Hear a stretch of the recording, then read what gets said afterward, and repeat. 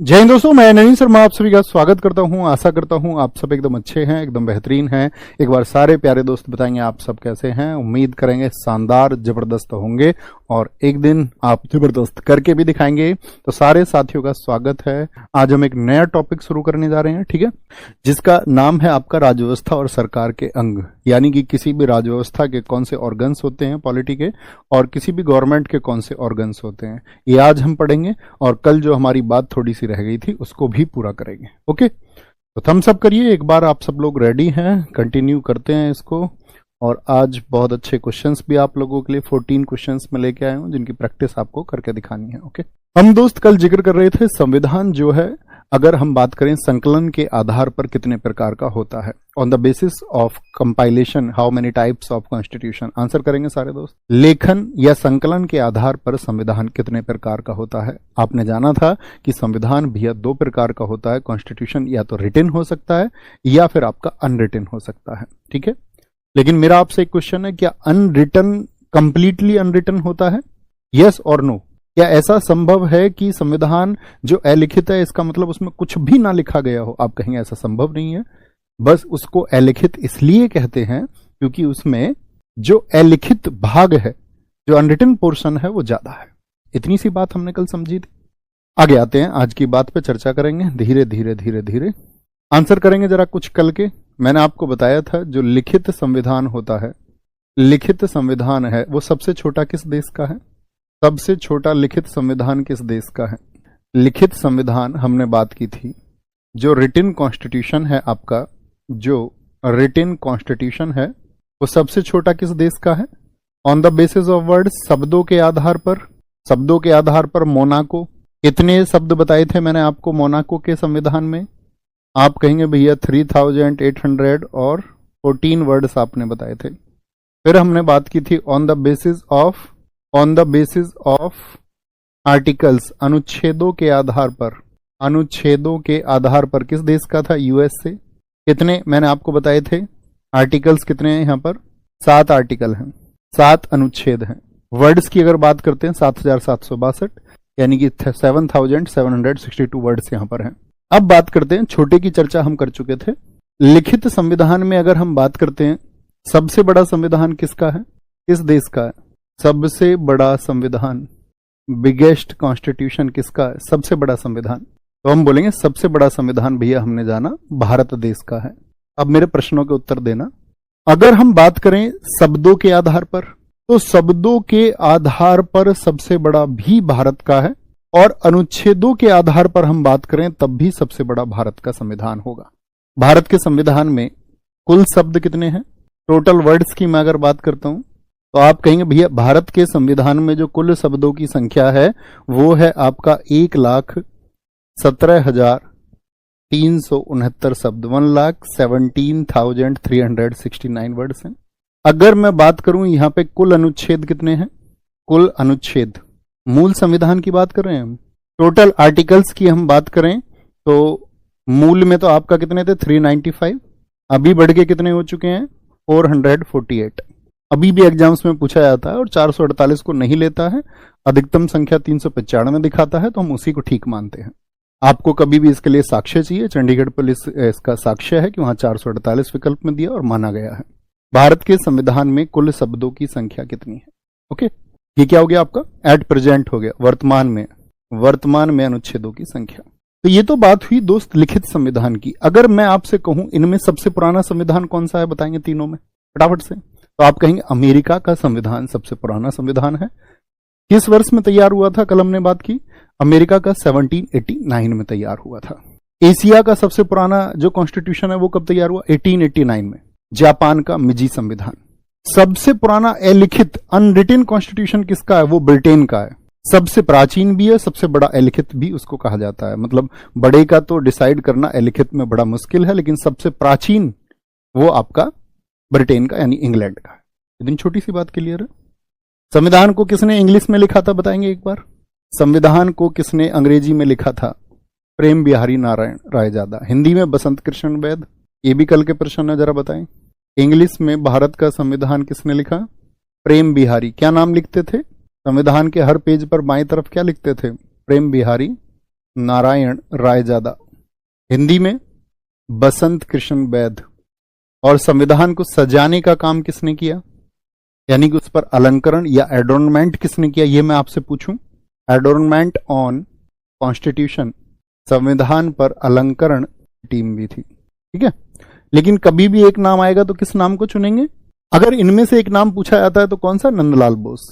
संविधान पर अलंकरण करने वाले नंदलाल बोस कहाँ के छात्र थे, ये शांति निकेतन के छात्र थे। और मुझे बताएंगे शांति निकेतन भारत के किस राज्य में स्थित है। और इन्हीं नंदलाल बोस के गुरु हैं, टीचर हैं अवनींद्र नाथ ठाकुर, रविंद्रनाथ नहीं, अवनींद्र नाथ टैगोर। कहाँ के स्टूडेंट थे भैया, शांति निकेतन जो कि वेस्ट बंगाल में है। अमरिंद्र नाथ टैगोर के ये स्टूडेंट थे। अब ये अवनींद्र नाथ टैगोर कौन है, तो ये टैगोर फैमिली से थे, रविंद्रनाथ टैगोर जी के भतीजे हैं ये। अब इनका योगदान क्या है, देखो इनका योगदान तो है सजावट का, लेकिन अवनींद्र नाथ टैगोर जी का भी योगदान भारत के लिए पूछा जाता है। अवनींद्र नाथ टैगोर, इनकी एक पेंटिंग है, वो आप लोगों को याद रख लेनी है। इनकी एक पेंटिंग है जिसका नाम है भारत माता। भारत माता का चित्र बनाया, made the painting of Bharat माता। आप सारे साथियों को पता होना चाहिए कि हमारे देश में अंग्रेजों ने हिंदू मुसलमानों के बीच में एक फाई पैदा करने के लिए, इनके बीच में एक खाई पैदा हो, एक गैप इनके बीच में आ जाए, उसके लिए बंगाल का विभाजन कर दिया।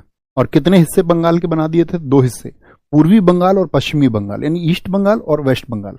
एक बंगाल में तो हिंदुओं को ज्यादा कर दिया, यानी हिंदू मेजोरिटी पे हो गए, और आपका मुस्लिमों को माइनॉरिटी पर यानी अल्पसंख्यक में पहुंचा दिया।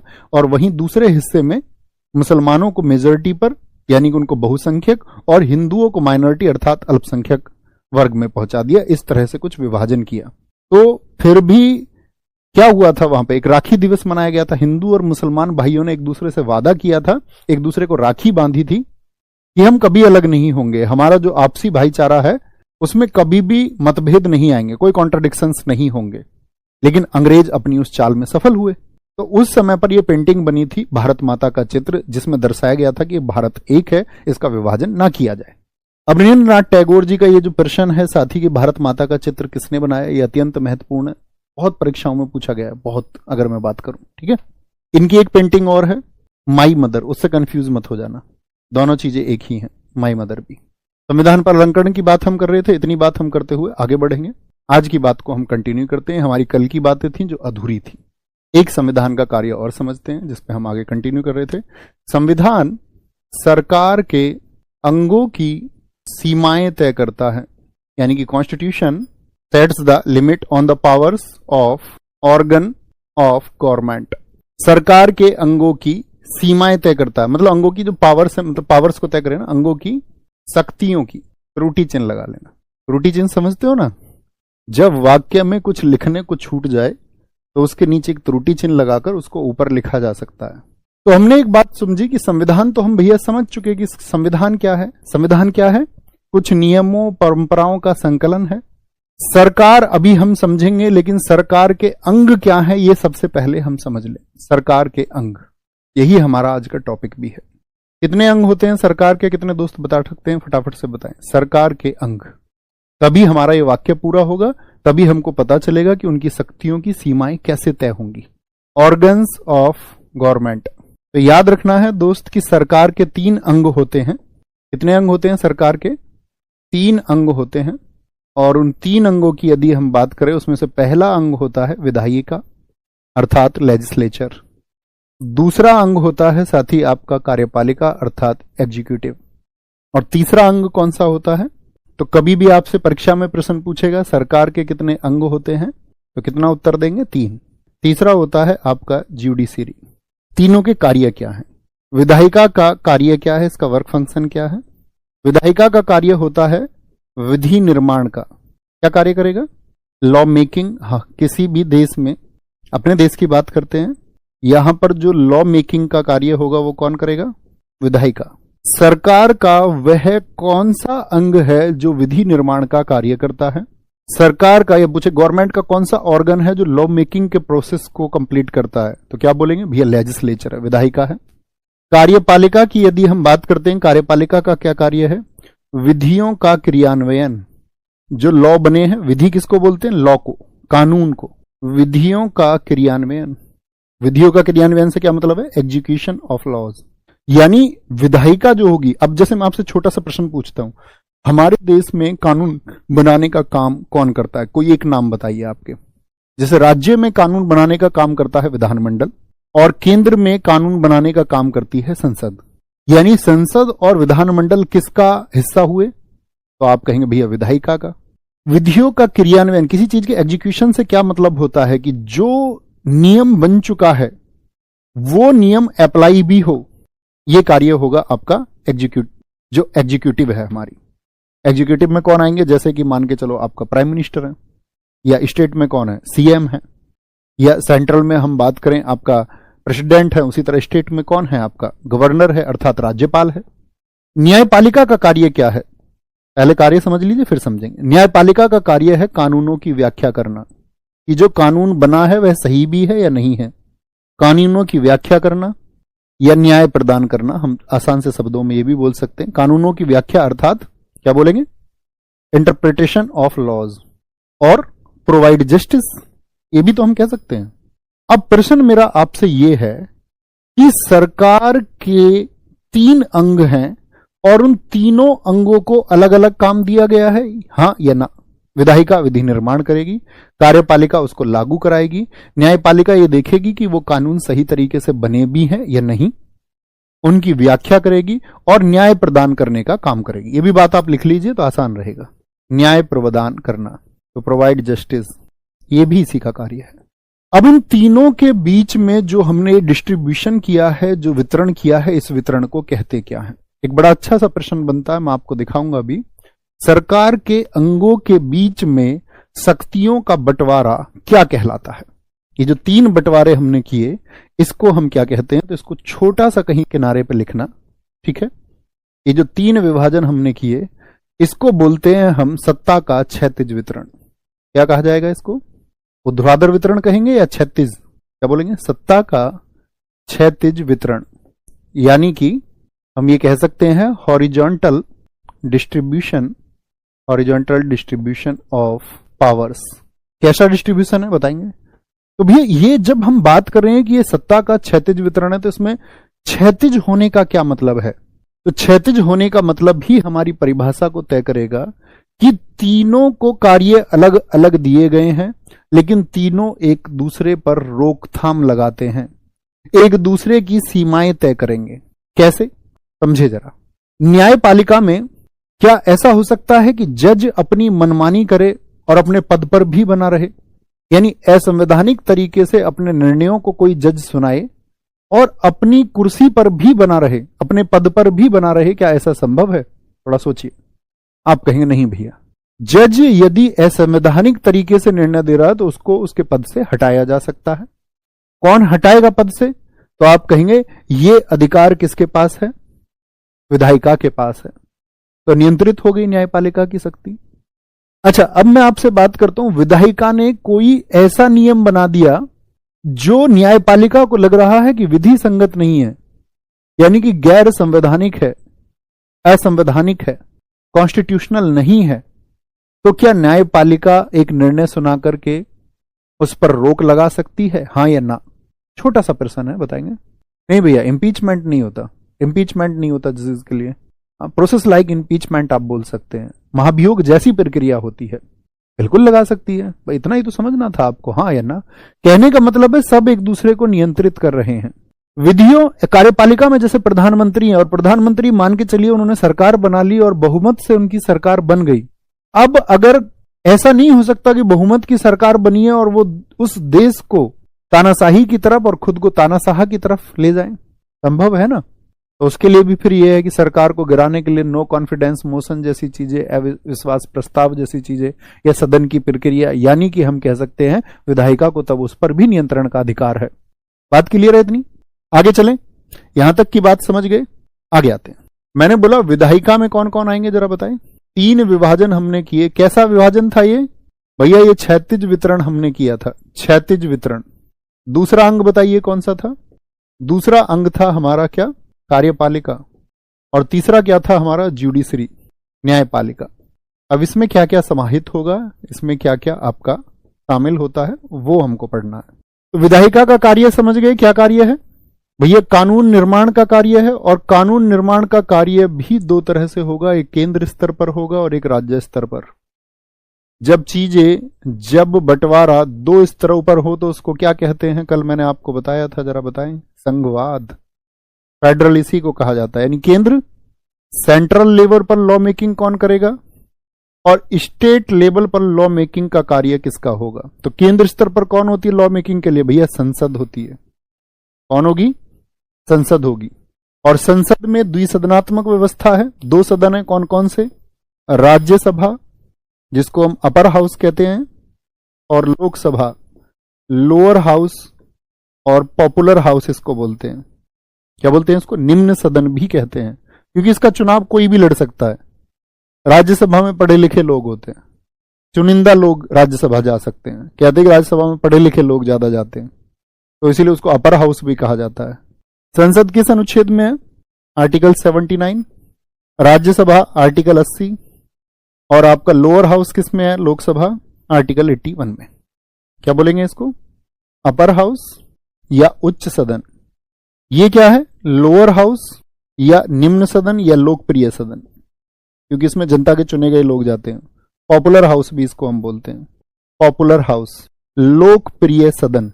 स्टेट में कौन होता है साथी? स्टेट में कौन होगा आपका बताएंगे एक बार? स्टेट में होता है आपका, राज्य स्तर पर कौन होगा आपका? विधानमंडल होगा। विधानमंडल, लेजिस्लेचर ही बोलते हैं इसको, विधानमंडल। विधानमंडल के बाद में क्या होती है आपका? विधान परिषद होती है, ये यहां पे अपर हाउस होता है। और विधानसभा ये यहां पे लोअर हाउस होता है स्टेट में। इसमें जनता वोट डालेगी, है ना। पॉपुलर हाउस भी इसको स्टेट का हम कहेंगे। ये किस आर्टिकल में है आपका? Article 168, article 169 and article 170। भाई जैसे केंद्र में कानून बनेंगे पूरे देश के लिए, ऐसे ही उस राज्य के जो कानून यानी कि जो लॉ मेकिंग होगी, लेजिस्लेचर का काम क्या है? लॉ मेकिंग का। तो वो जो लॉ मेकिंग होगी स्टेट में, उसके लिए भी आपका विधानमंडल होता है। और विधानमंडल के दो सदन होते हैं, विधान परिषद और विधानसभा। तो जो विधानमंडल यानी लेजिस्लेचर है आपका, लेजिस्लेचर नोट लिखिए, क्या बोलेंगे इसको? लेजिस्लेचर। इसमें जो आपका अपर हाउस है यूएच लिख लीजिए, और लोअर हाउस एलएच, या पॉपुलर हाउस बोले पीएच, पॉपुलर हाउस, लोकप्रिय सदन। मुझे बताएं फटाफट से, क्या यह जरूरी है कि विधान परिषद सभी राज्यों में हो? आप कहेंगे नहीं। भारत में वर्तमान में 6 राज्यों में विधान परिषद है। उत्तर प्रदेश में है, बिहार में है, महाराष्ट्र में है, कर्नाटक में है, तेलंगाना में है और आंध्र प्रदेश में है। यानी सभी राज्यों में विधान परिषद नहीं होती है। क्या स्टेटमेंट वैलिड? नहीं, तभी तो नहीं बोल सकते। मतलब कि राज्य स्वतंत्र है कि अपने यहां 2 सदन रखे या न रखे, लेकिन केंद्र में ऐसी स्वतंत्रता नहीं है। केंद्र में द्विसदनात्मक की है। राज्य में हो सकता है कि किसी राज्य में, जैसे मैं आपसे उदाहरण के लिए पूछता हूं, मुझे बताइए आप लोग कि हिमाचल प्रदेश में क्या विधान परिषद है? यानी कि यहां पे अपर हाउस है और विधानसभा यहां पे है। आप कहेंगे यहां पे विधानसभा है लेकिन यहां पे विधान परिषद नहीं है, यानी कि विधान परिषद नहीं है, विधानसभा आपकी है। तो राज्य स्वतंत्र है ना? आप कहेंगे जी भैया राज्य स्वतंत्र है, छोटी सी बात है। लेकिन केंद्र में इस तरह की स्वतंत्रता नहीं है। जितने भी, इसको बोलते हैं लेजिस्लेटिव काउंसिल। विधान परिषद को लिखिए लेजिस्लेटिव काउंसिल, इसको फिर मैं मिटा दूंगा। विधान परिषद को कहते हैं और इसके जितने भी सदस्य होंगे उन सबको क्या बोलेगा? Member of legislative council.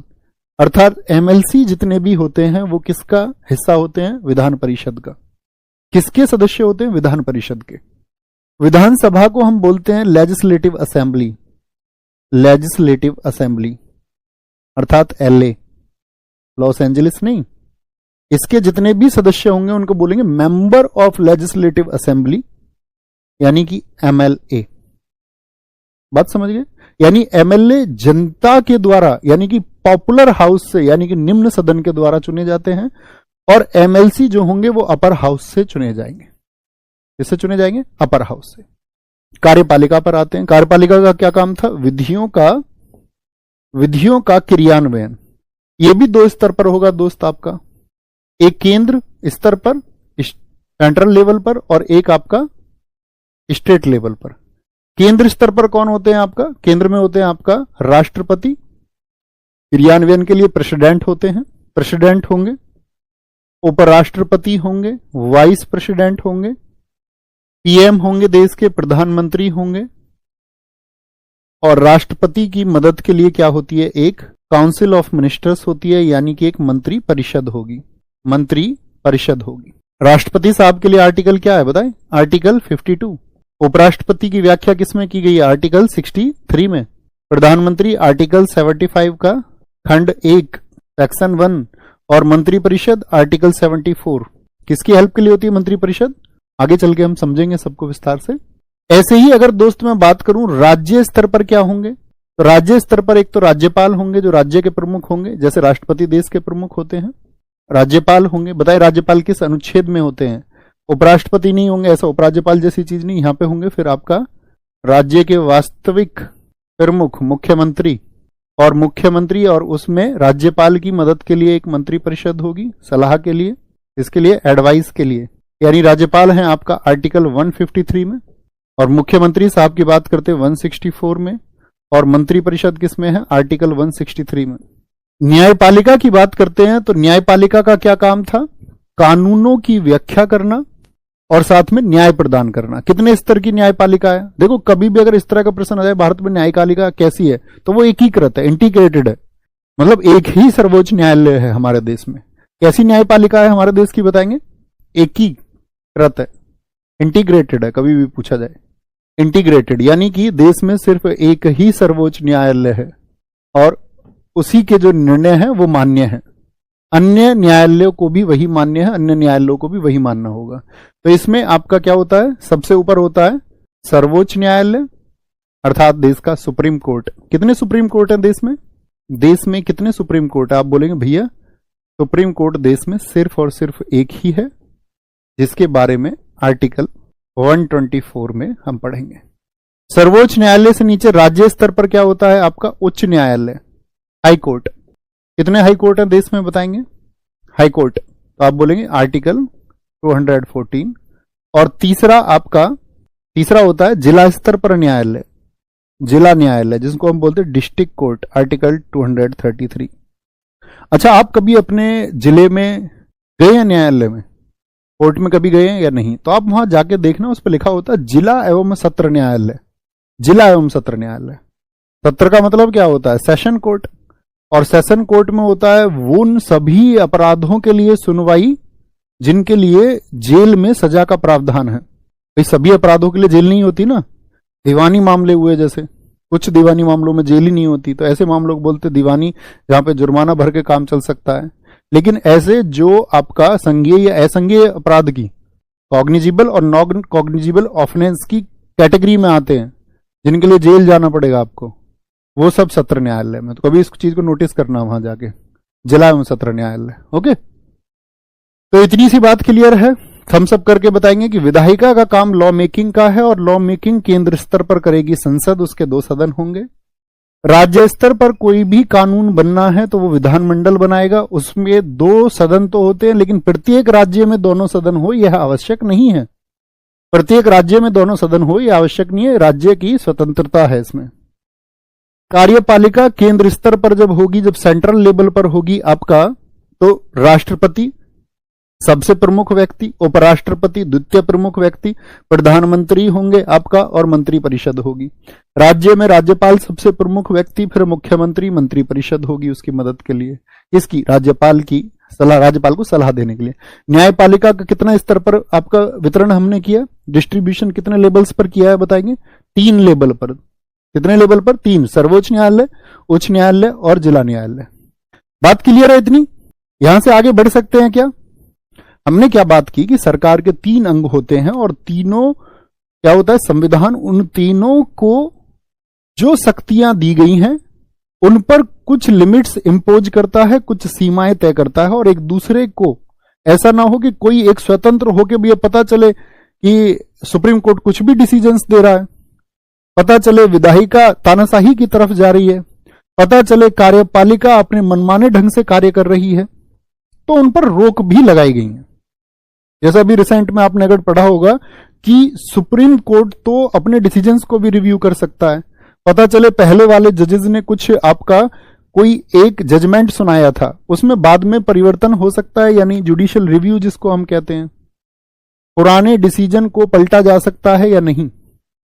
जैसे आप सबको पता होगा 1997 में एक आपका रंगनाथ रेड्डी बनाम कर्नाटक मामला था संपत्ति के अधिकार में। उसमें क्या बोला कि किसी व्यक्ति की निजी संपत्ति का जो है अधिग्रहण किसी भी सामुदायिक कार्य के लिए किया जा सकता है। मतलब वो सामुदायिक संपदा बताएगी, कम्युनल प्रॉपर्टी बताएगी। जब जो आपका प्राइवेट प्रॉपर्टी है उसको लिया जा सकता है। लेकिन अभी रिसेंट पिछले महीने सुप्रीम कोर्ट ने क्या कहा? सुप्रीम कोर्ट ने अपने उस फैसले को बदला। मतलब वो जस्टिस अय्यर का फैसला था, तो जस्टिस अय्यर के उस फैसले को अभी 9 जजों की बेंचेस ने 8-1 के डिसीजन से उसको चेंज कर दिया। उन्होंने बोला हर निजी संपत्ति का अधिग्रहण नहीं किया जा सकता है, हर प्राइवेट प्रॉपर्टी को एक्वायर नहीं किया जा सकता है। तो पहले निर्णय को, यानी कि सबकी सीमाएं तय की गई हैं। इससे आगे चलें, इससे आगे आता है साथी आपका सरकार के अंग। समझ गए? संविधान मैंने आपको पढ़ाया था, तो मैंने बताया था संविधान क्या है, उसकी विशेषताएं क्या हैं, संविधान कैसे काम करता है। राज व्यवस्था, पॉलिटी क्या बताई थी मैंने, इसकी जो मैंने आपको परिभाषा बताई, जरा उसको सोचिए कि संविधान को व्यवहार में लाना ही राज व्यवस्था है। To putting the constitution in the practice is called polity. तो इसमें 2 चीजें आती हैं राजव्यवस्था में, तभी हम राजव्यवस्था के अंग समझ पाएंगे। राजव्यवस्था में कौन सी चीजें हैं? एक तो है साथी आपका राज्य, राज्य बोले तो नेशन। यूपी, बिहार, मध्य प्रदेश नहीं। क्या राज्य का मतलब यहां पर एमपी से या बोलेंगे? आप कहोगे नहीं भैया, यहां राज्य का मतलब है नेशन से, यहां राज्य का मतलब है राष्ट्र से, किसी प्रोविंस से नहीं है। ओके। और दूसरा शब्द आया था कि संविधान को व्यवहार में लाना, यही क्या है? व्यवस्था है। व्यवस्था को हम क्या और क्या बोल सकते हैं? व्यवस्था को हम कह सकते हैं एडमिनिस्ट्रेशन या अरेंजमेंट्स हम उसको बोल सकते हैं। लेकिन जब हम संविधान की बात करते हैं तो एडमिनिस्ट्रेशन वर्ड सबसे सही है। व्यवस्था का मतलब क्या होता है? संचालन का तरीका, संचालन का तरीका। जैसे आप किसी शादी में गए, आपने टेंट में देखा बहुत अच्छे से सारी चीजें मैनेज की गई थी, जो जहां होना चाहिए वहीं है, कोई ऊंच नीच नहीं है, कोई गड़बड़ नहीं है, तो आप क्या बोलेंगे? बहुत बेहतरीन व्यवस्था थी। यानी जो उसका संचालन कर रहा था, ये जो संचालन किया गया वो एकदम से अच्छा था, तो उसी को हम क्या बोलते हैं? व्यवस्था। अर्थात इसको हम बोल सकते हैं कि किसी एडमिन ने इसको किया होगा। तो ये क्या होता है? यही होता है एडमिनिस्ट्रेशन, यही होता है प्रशासन। अब हम बात को समझेंगे, किसी भी राज व्यवस्था के लिए क्या जरूरी है। अब आप संचालन करेंगे तो किसका करेंगे? जैसे शादी में मैंने बोल दिया आपसे कि शादी के टेंट को देख करके आपने बोल दिया कि भैया व्यवस्था बढ़िया है, लेकिन व्यवस्था किस किस चीज की गई? और उसी तरह जो हमारा संविधान है वह किन किन चीजों की व्यवस्था करता है। तो राज व्यवस्था के कुछ अंग हैं, उनको नोट करें। राज व्यवस्था के कितने अंग होते हैं? सरकार के 3 अंग होते हैं, राज व्यवस्था के 4 अंग होते हैं। There are 4 organs of polity. 4 अंग होते हैं, जिनमें से पहला अंग है आपका राज व्यवस्था। जब आप चला रहे हैं तो कोई जनसंख्या तो हो, लोग तो हो, पॉपुलेशन तो हो। दूसरा, एक टेरिटरी होनी चाहिए, एक लैंड होनी चाहिए, एक भूमि होनी चाहिए, एक टेरिटरी हो, टेरिटरी जमीन हो। तीसरा होता है आपका साथी सरकार हो वहां पर, क्योंकि व्यवस्था कौन चलाए? कोई एडमिन चलाएगा, और एडमिन कौन है? वो गवर्नमेंट है। और चौथा, जब सरकार उस कार्य को कर रही है तो सरकार अपने निर्णयों को लेने के लिए स्वतंत्र भी होनी चाहिए। संप्रभुता, उसको बोलते हैं सॉवरेनिटी। यहां से सबसे ज्यादा क्वेश्चन बनते हैं। सॉवरेनिटी को समझना है और बहुत ध्यान से समझना है। तो किसी भी राज व्यवस्था के लिए कितने ऑर्गन्स होंगे? 4 ऑर्गन्स होंगे। एक पॉपुलेशन होगा, एक टेरिटरी होगा, एक गवर्नमेंट होगा और एक सॉवरेनिटी होगा। तो जनसंख्या तो हम सब समझते हैं। जनसंख्या से क्या मतलब होता है? अगर मैं पूछूं, जन मतलब लोग और संख्या मतलब नंबर। तो लोगों की संख्या, जैसे आपके घर में कितने मेंबर है लिख के बताओ, मतलब सोचना है। तो ऐसे ही लोगों को मिलाकर के जो संख्या बने उसी को हम जनसंख्या कहते हैं। जनसंख्या जहां पर निवास करेगी, अब ऐसा तो है नहीं हवा में निवास करेंगे आप, इन फ्यूचर शायद करे भी। अभी तो उनके लिए एक लैंड चाहिए, जमीन चाहिए। एक जो उस पे नियम बनाएगी वो सरकार होगी, और सरकार कैसी होनी चाहिए? संप्रभु होनी चाहिए। यहां पे नोट करना, संप्रभुता का जो विचार दिया था, तभी आप संप्रभुता को समझेंगे और क्या उन्होंने कहा था। संप्रभुता का विचार किसने दिया था? Thought of sovereignty. Thought of sovereignty किसने दिया था? ये आपका ऑस्टिन ने दिया था। बहुत एग्जाम्स में पूछा गया है, अभी मैं दिखाऊंगा आज ही। ऑस्टिन, एसएससी जेई में भी पूछा गया था ये। तो संप्रभुता का विचार सर्वप्रथम किसने दिया? सॉवरेनिटी का। यहीं पे एक दूसरा थॉट प्रोसेस आता है, उस दूसरे थॉट प्रोसेस का नाम है राजनीतिक संप्रभुता की अवधारणा किसने दी? राजनीतिक संप्रभुता की अवधारणा किसने प्रस्तुत की थी? अर्थात concept of political sovereignty. Concept of political sovereignty किसने दिया था? यहां पे आप नाम लिखेंगे रूसो, जेनेवा के रूसो। ये तो हमने विचार बात की कि थॉट ऑफ सॉवरेनिटी ऑस्टिन ने दिया और कॉन्सेप्ट ऑफ पॉलिटिकल सॉवरेनिटी वो रूसो ने दिया। तो क्या कहते हैं ऑस्टिन के अनुसार संप्रभुता का क्या मतलब है? आपके अनुसार संप्रभुता का क्या मतलब है? जैसे आपकी फैमिली, एक उदाहरण समझना, आप अपने परिवार में, आपके घर में निर्णय कोई व्यक्ति लेता होगा। जैसे मान के चलिए, फॉर एग्जाम्पल मान लेते हैं आपकी मम्मी निर्णय लेती हैं, और आपकी मम्मी के जो निर्णय हैं आपके घर के अंदर के सदस्यों के लिए कि आप इतने बजे उठेंगे, आप इतने बजे सोएंगे, कुछ निर्णय उन्होंने ले लिए और उनको ये पूर्ण अधिकार है कि उस पर कोई भी ऑब्जेक्शन नहीं होगा, यानी कि वो पूर्ण स्वतंत्र है इस प्रकार के निर्णयों को लेने के लिए। ये तो हुए किसके? आंतरिक निर्णय। घर के बाहर के डिसीजंस भी वो ले सकती हैं। तो हम भैया पड़ोसी के यहां दावत में नहीं जाएंगे, ये कैसे होती है? ये होती है बाहरी संप्रभुता। तो संप्रभुता के भी कई प्रकार होते हैं, उन प्रकारों की भी चर्चा हम अभी करेंगे। अभी मैं बात करूं संप्रभु होने का क्या मतलब है, आप अपने शब्दों में सोचिए। तो संप्रभु होने का अर्थ है भैया, संप्रभु होने का अर्थ है कि निर्णयों की पूर्ण स्वतंत्रता, यानी कि a full freedom of decisions. आप इसको कहीं किनारे पे भी नोट कर सकते हैं, छोटा सा एक शब्द, पॉलिटी की भाषा में नहीं, अपनी भाषा में। संप्रभु होने का क्या मतलब होता है? निर्णयों की पूर्ण स्वतंत्रता। निर्णयों की पूर्ण स्वतंत्रता। हम सब करके बताएं, छोटी सी बात समझ में आ रही है तुमको? छोटी छोटी बात कर करके हम बड़ी बातें समझा देंगे तुमको, ठीक है? ये क्या होगी? एक फुल फ्रीडम ऑफ डिसीजंस। तो कहने का मतलब है संप्रभुता हमको थोड़ी सी समझ में आई भैया, लेकिन आपने कहा संप्रभुता कई प्रकार की हो सकती है।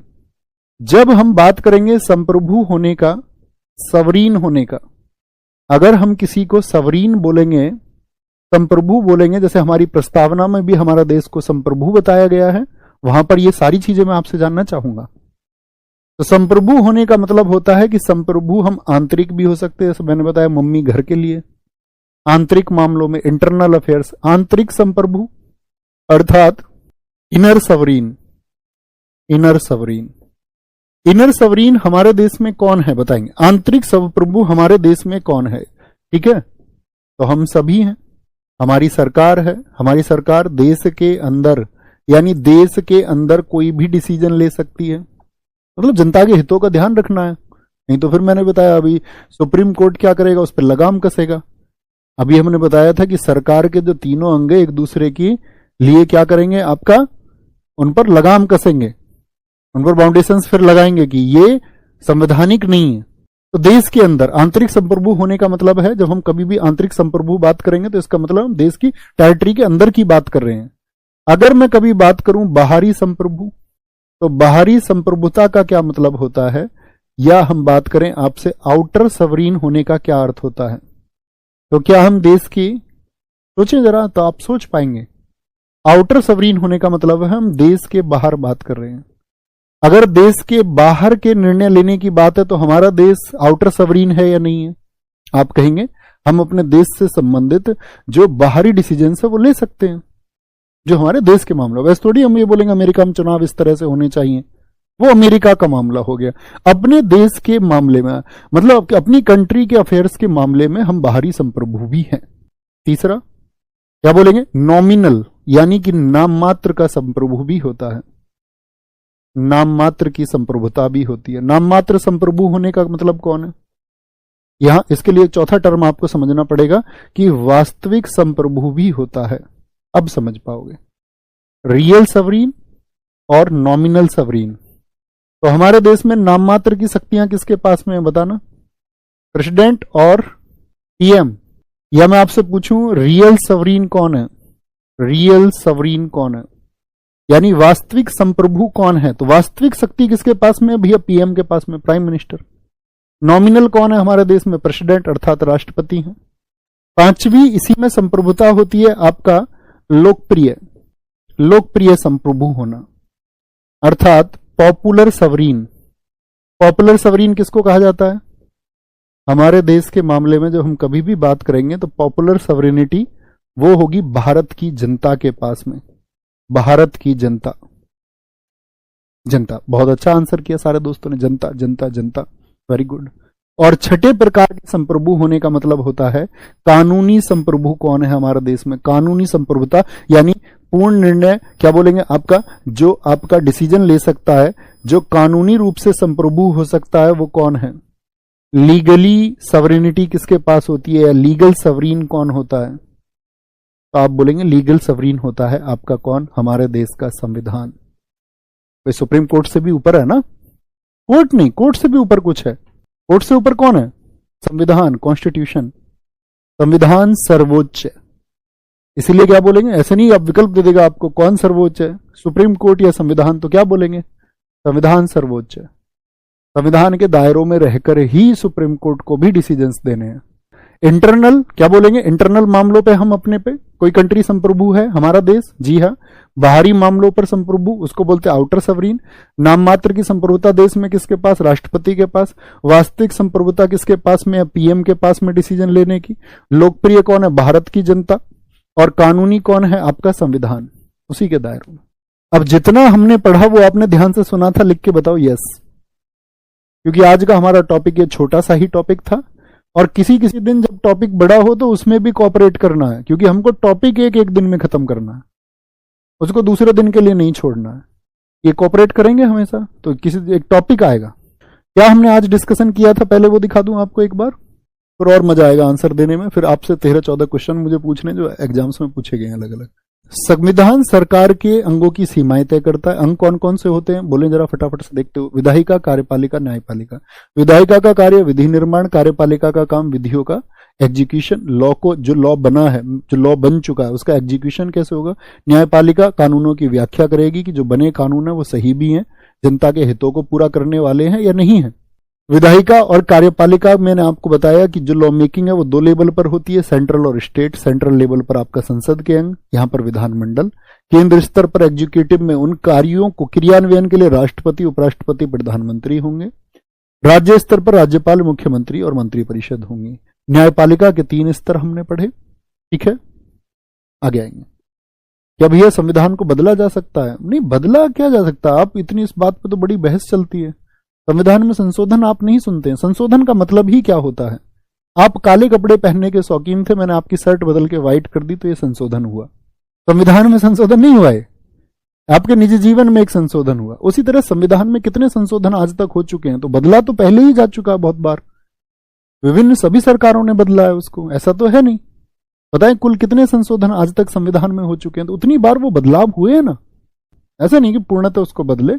उसके लिए आपको संविधान पढ़ना पड़ेगा, पहले रिलैक्स करिए, सारी कक्षाएं हो जाने दीजिए, फिर आप खुद ही जवाब देंगे। राजव्यवस्था के 4 अंग होते हैं, जनसंख्या होनी चाहिए, भूभाग होना चाहिए, सरकार होनी चाहिए, संप्रभुता होनी चाहिए। संप्रभुता सबसे इंपॉर्टेंट टर्म है। संप्रभुता का मतलब क्या होता है, निर्णयों की पूर्ण स्वतंत्रता होगी, ठीक है। संप्रभुता का जो विचार है सबसे पहले किसने दिया, ऑस्टिन ने दिया, थॉट ऑफ सॉवरेनिटी। लेकिन कॉन्सेप्ट ऑफ पॉलिटिकल सॉवरेनिटी, यानी कि राजनीतिक रूप से संप्रभुता हो, इसके बारे में बात किसने की, वो रूसों ने की। संप्रभु 6 प्रकार से हो सकते हैं, इन सब की बात हमने कर ली, यहां पे आंसर करेंगे। भारतीय संविधान के अनुसार सरकार के कितने अंग हैं, हम हमेशा कक्षा में वही प्रश्न लेके आएंगे जो कहीं ना कहीं पूछा गया है, ठीक है। कभी कोशिश करेंगे कोई टॉपिक समझाना हुआ तो उसके लिए अलग से भी प्रश्न डिजाइन करें। तो कितने प्रकार की है बताएंगे, 3 प्रकार। कौन कौन से, विधायिका, कार्यपालिका और न्यायपालिका। सरकार का वह अंग जो मुख्य रूप से कार्यान्वयन और प्रशासन के कार्यों को देखता है उसको क्या कहते हैं, कार्यान्वयन। एक टर्म आपको पकड़नी थी, क्या बोलेंगे आपका? कार्यान्वयन कौन करेगा? क्रियान्वयन या कार्यान्वयन कौन करेगा? आपका एडमिनिस्ट्रेशन, वो कार्यपालिका देखेगी आपका। एनटीपीसी एग्जाम में पूछा गया क्वेश्चन है। न्यायपालिका के बीच शक्ति के वितरण को क्या कहा जाता है? जो हमने कार्यपालिका, न्यायपालिका या विधायिका में जो शक्तियां दी उसको कैसा वितरण हम कहेंगे आपका? तो शक्ति का क्या वो आपका साथी लेटरल डिस्ट्रीब्यूशन था, क्या वर्टिकल था? आप बोलेंगे भैया हॉरिजॉन्टल था, शक्ति का क्षैतिज वितरण था। भारतीय संविधान राज्य के 3 अंग, 3 फंक्शंस होते हैं। कौन से 3 ऑर्गन्स है आपका? एक तो लेजिस्लेचर हो गया, एक एग्जीक्यूटिव हो गया और एक जुडिशरी हो गया। ये शक्तियों का बंटवारा सुनिश्चित करता है। क्या सुनिश्चित करता है बताएं? राज्य के किसी भी अंग के द्वारा सत्ता के दुरुपयोग को रोकना, प्रत्येक अंग एक दूसरे पर अंकुश रखता है, सहकारी संघवाद की भावना को मजबूती देना। बताएंगे जी। तो क्या बोलेंगे? तीनों अंगों के बीच सत्ता का एक संतुलन बना रहता है। ऐसा थोड़ी एक दूसरे पर अंकुश लगाने के लिए, कंट्रोल करने के लिए बनाए गए, नहीं भैया। ठीक है, तो क्या बोलेंगे? The balance of power remains between the 3 organs, कि तीनों के बीच क्या बना रहे आपका? क्या सुनिश्चित करेगा? कि भैया तीनों के बीच सत्ता का एक संतुलन बना रहे, एक बैलेंस बना रहे। निम्नलिखित में से सरकार की एकात्मक विशेषता क्या है? ये कल का क्वेश्चन है जो हमने कल पढ़ा था, जरा आंसर करें। कल का क्वेश्चन होगा। कल मैंने आपको बताया था सरकार एकात्मक हो सकती है, यूनिटरी हो सकती है। यूनिटरी होने का मतलब क्या है? कि जितना भी शक्ति या संसाधन होगा सिर्फ एक सरकार के पास में होगा। तो एकात्मक सरकार की विशेषता क्या होती है? All India services. मैंने कहा था यूपीएससी के मामले में भारत की सरकार क्या हो जाती है? एकात्मक सरकार हो जाती है। देखो कई तो स्वतंत्र न्यायपालिका कह रहे हैं, हमारे देश में नहीं है स्वतंत्र न्यायपालिका। और हमारा देश कैसा? अर्धसंघात्मक है। इसका तो अर्थ नहीं बनता। शक्तियों का विभाजन कहां पे होता है आपका? भारत में होता है आपका शक्तियों का विभाजन। या मैंने बताया था कल आपको, जो संघात्मक राज्य होता है उसमें शक्तियों का हमेशा डिसेंट्रलाइजेशन होगा। बताया था ना, विकेंद्रीकरण कल मैंने समझाया था। तुम ऐसे तो नहीं हो भैया हमें वो 2-4 फैक्ट बता दो, एग्जाम वाले ऐसी क्लास कर दो, टॉप 100 पॉलिटी के क्वेश्चन और सब कुछ कवर, ऐसा लिखवा दूं क्या? ऐसे ऐसे बनोगे? उससे बचना है। 50 क्वेश्चन में पॉलिटी खत्म। लिखित संविधान, रिटर्न कॉन्स्टिट्यूशन, ये तो भैया किसी का भी हो सकता है, मैंने आपको बताया। संप्रभु राज्य शब्द के संदर्भ में निम्नलिखित पर विचार कीजिए। एक देश अन्य राष्ट्र के प्रभुत्व के साथ या उसके बिना एक संप्रभु हो सकता है। जैसे भारत और पाकिस्तान उदाहरण लेते हैं कि हम पाकिस्तान के बिना भी संप्रभु हो सकते हैं और उसके साथ भी संप्रभु हो सकते हैं। क्या एकदम से ठीक है? एक पूर्ण संप्रभु बिना किसी प्रतिबंध के तानाशाही करने वाले सम्राट को सर्वोत्तम रूप से क्या कहा जाता है? अगर हम टॉपिक के कभी भी बाद में 2-4 प्रश्न, मतलब कभी ज्यादा कभी कम लेके आए तो कोई दिक्कत नहीं है ना, अच्छी चीज है, इससे प्रैक्टिस होती है। इससे शानदार कोई चीज नहीं हो सकती। हमारा कॉन्फिडेंस बूस्ट होता है कि एग्जाम में प्रश्न पूछा कैसे जाएगा, एटलीस्ट वो तो पता चले। एक पूर्ण संप्रभु बिना किसी प्रतिबंध के, कोई प्रतिबंध नहीं है, सवरीन भी है। तानाशाही करने वाले सम्राट को, तानाशाही तो कर ही रहा है तो उसको तानाशाही मत कह देना कि भैया डिक्टेटरशिप का है तो डिक्टेटर कहा जाएगा। उसमें एक शब्द जोड़ दिया उसने, सिर्फ इतना बोलता, बिना किसी प्रतिबंध के तानाशाही करने वाला, तो तानाशाह हो जाता। क्या हो जाता फिर? तानाशाह हो जाता। लेकिन वो तानाशाह होने के साथ में सवरीन भी है, तब उसको बोलते निरंकुश। प्राचीन समय के राजाएं, ऑटोक्रेसी इसी को कहा जाता है, और उसको ऑटोक्रेट कहा जाता है। निरंकुश बोलेंगे। बिना किसी प्रतिबंध के तानाशाही करने वाला तानाशाह, और पूर्ण संप्रभु हो और आपका बिना प्रतिबंध के, तब वो उससे भी सुप्रीम लेवल हो जाता है, तानाशाह से भी ऊपर हो जाता है। उसको क्या बोलेंगे आपका? भैया ऑटोक्रेसी हो जाती है। ऑटोक्रेसी, निरंकुशता की भावना आ जाती है। भारतीय संविधान है क्योंकि आंतरिक और बाहरी मामलों में निर्णय लेने का सर्वोपरि अधिकार, यानी कि मैंने आपको समझाया आज ही, इंटरनल और एक्सटर्नल, यानी कि इनर और आउटर सवरीन हमारी कंट्री है, क्योंकि कोई भी बाहरी शक्ति भारत सरकार को निर्देश नहीं दे सकती। वैसे थोड़ी हम अमेरिका के हिसाब से काम करेंगे कुछ, या पाकिस्तान जो कह देगा हम उस हिसाब से काम करेंगे, नहीं भैया, हम बाहरी संप्रभु हैं। देश से बाहर के जो डिसीजन है उनको हम ना मानने के लिए भी, अमेरिका ने क्या बोला है, हम संप्रभु, हम डिसीजन लेंगे कि हम नहीं करेंगे इस चीज को, तो क्या बोलेंगे? इसको बोलते सॉवरेनिटी। समाज के प्रत्येक वर्ग को साधना, वो समाजवाद होता है। पिछड़े को भी साधा जाए, समाज के हर वर्ग तक लाभ पहुंचे, ये समाजवाद है। धर्मनिरपेक्ष होने की बात आगे करेंगे, क्योंकि किसी भी धर्म की तरफ झुकाव ना होना, देखिए। और आप जानते हैं संविधान तैयार करने वाला पहला देश कौन सा था? कहां का संविधान सबसे पहले बना है? बोलो भाई फटाफट से। USA USA USA USA USA, एकदम से ठीक है। क्यों आपका यूके क्यों नहीं? क्योंकि तैयार होने की बात हो गई। हमने बोला जब प्रिपेयर होता है तो प्रिपेयर होने का मतलब है लिखित है, और अलिखित तो कैसा होता है, वो डेवलप्ड होता है। ये मेड होता है, मेड बनाया जाता है। प्रिपेयर वर्ड्स पे ध्यान देना है, छोटे छोटे वर्ड्स पे, ठीक है। यहीं पे अगर मैं इस शब्द को ना लिख के बोलता कि पहला संविधान किस देश का, तो हम यूके बोलते, लेकिन प्रिपेयर शब्द आ गया। विश्व का सबसे प्राचीन एवं अलिखित संविधान किस देश का है? क्या बोलेंगे? छुटकू प्रश्न, उड़ा दो इसको। कौन सा है? ब्रिटेन का है। इसका है ब्रिटेन का है। भारतीय संविधान कितने शब्दों से बना था? भारतीय संविधान कितने शब्दों से बना था? 1,17,369 शब्द, और अभी तो वर्तमान में 1.5 लाख हो चुके हैं शब्द, ठीक है, बढ़ते बढ़ते। निम्नलिखित में से किसने संप्रभुता का मुद्दा उठाया था? ऑस्टिन। स्कोर जरूर लिखना दोस्त कमेंट सेक्शन में अपना, आपका कितना स्कोर रहा। और जितने दोस्त पीडीएफ के लिए पूछ रहे थे, मेरी फिर से रिक्वेस्ट, आज अंतिम बार इस बारे में बोलूंगा, आज के बाद आंसर नहीं करेंगे। आप अपने नोट्स प्लीज खुद बनाइए, मजा आ जाएगा कसम से। जब हम धीरे धीरे पढ़ेंगे ना, हम एक दिन में सब कुछ नहीं जान सकते हैं। जब हमारी यात्रा अभी 3 दिन हो चुके हैं, समय यूं ही बीत जाता है। आपके जीवन के इतने वर्ष यूं ही चले गए, आप देखेंगे 6 महीने भी यूं ही चले जाएंगे, और मैं आपसे प्रॉमिस करता हूं आप सुप्रीम लेवल पे होंगे। ये पीडीएफ के लिए हम देखेंगे, रोजगार विद अंकित एप्लीकेशन में आप जाएंगे। एप्लीकेशन में दूसरा ही फोल्डर है पेड क्लास के बराबर में फ्री कोर्स। फ्री कोर्स में जैसे ही आप जाएंगे, ऊपर आएगा सबसे ऊपर RW SSC exams SSC foundation Nayak batch, उस पर क्लिक करेंगे। यहाँ पे 5 टीचर्स के फोटो आएंगे, राहुल सर का, उनकी क्लास की पीडीएफ चाहिए तो विपिन सर का, ठीक है, आपके शोभित सर का, फिर मेरी क्लास का और संजीव सर, उस क्लास पे क्लिक करिए, आपको पीडीएफ मिल जाएगी। सॉल्यूशन हो गया? बात समझ में आ गई? थम्स अप करके जाओ। कोई भी पूछेगा उसको भी समझा दोगे, क्योंकि तुमने मुझे ये समझो परेशान कर दिया, पीडीएफ पीडीएफ पीडीएफ पीडीएफ। मेरे पास इतने मैसेज है पीडीएफ के लिए। मैंने कहा यार तुम पढ़ते नहीं हो, तुम समझौता कर रहे हो अपने साथ में और मजे लेने के चक्कर में हो। आपकी फैमिली कुछ देख रही है, ड्रीम्स आपके लिए, वो सोच रहे हैं कि ये बच्चे हमें साधेंगे, लेकिन तुम ढूंढ रहे हो कंफर्ट। जो कंफर्ट ढूंढेगा वो साथी इतिहास नहीं रच सकता, ये बात देख लेना तुम। तो ख्याल रखिए अपना बहुत सारा, और उस कंफर्ट जोन से थोड़ा सा बाहर आइए, मेहनत कीजिए, खुद को सितारा बनाइए, तभी बनोगे।